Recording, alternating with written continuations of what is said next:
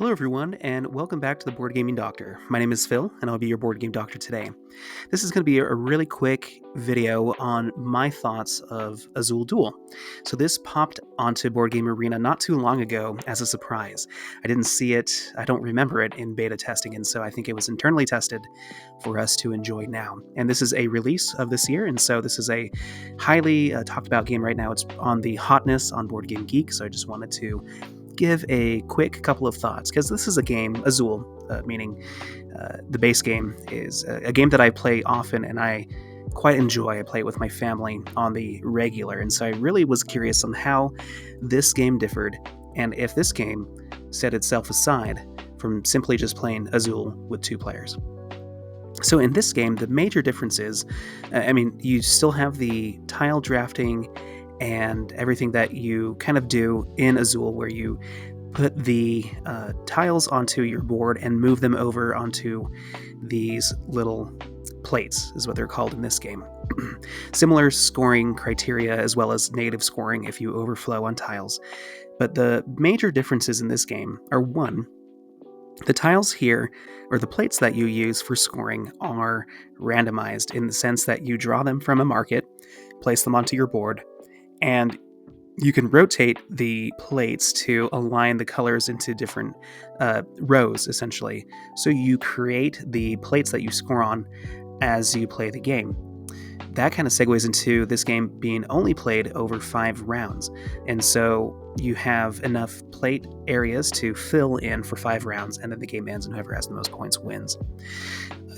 Other than that, the randomization and modulation of the scoring plates, the way that you draft, is a little different. Instead of all of the tiles being placed into a central area to draft from, after you pick one up from the sun side of one of these factories, you will stack the tokens onto the moon side of each factory, and you choose how they are stacked. For example, here you have a couple of different tiles that are stacked one on top of each other. And so instead of choosing from a sun, you can choose from a moon tile. And if there are any other, for example, yellow tiles on the other parts of the moon, you will draw all of those on and place them onto your board. So those are the major differences in this game. Otherwise, it's pretty straightforward and similar to Azul. Let's get into what other people have said about this game on Board Game Geek. Now, I'm skipping the section where I talk about game comparisons, because obviously this is going to be a comparison to Azul, and I admit that I have only played the Summer Pavilion and Glass of Sintra once or twice, and so I hardly have much to compare with as far as the sequels go to Azul. So this is mostly a comparison to the base game of Azul. And let's talk about the peer review. So a lot of people have not been enjoying this game. A lot of people find this game to be a little too complicated when compared to the base game of Azul. The way that you I didn't mention this before, but you have to lose a point in order to grab one of these tiles, I believe, or at least to draw from the stack face down. You can draw as many as you can, I think, or there might be a limit to that. I forgot, but you do have a point economy to draw some dome plates, as seen here, right? And so there is that element of it, as well as the way that you can stack some of these tokens. I imagine this in a physical version being kind of hard to see exactly what is underneath the tiles that you have placed as well. It might add a little bit to the length of play as well. A lot of people complained about the length of play for a 2-player game. Obviously the base game is quite pure and abstracted and can be played pretty fast, especially at 2-player. Whereas in this game, there is a little bit of complexity that is added to make the game a little bit longer, including decisions like how to stack these tiles, where to rotate and place your plates onto your own tableau, etc. And so a lot of that frustrated people. One user mentioned that this game felt like a mashup between Azul 1 and 4, and 4 is the one that I haven't played, Queen's Garden, I believe. Or I forget.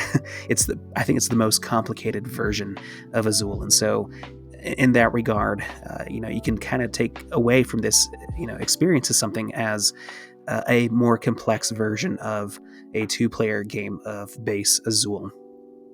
Not to mention some of these bonus tiles too that you can draft to help play as wild cards to play onto your board, adding a little bit more of a layered decision space, for you to take decisions on. So my rating of Azul Duel, based off of a limited, play experience rather, especially compared to the base game of Azul, is higher than the average. The average score right now is 6.8. I give it a 7.6.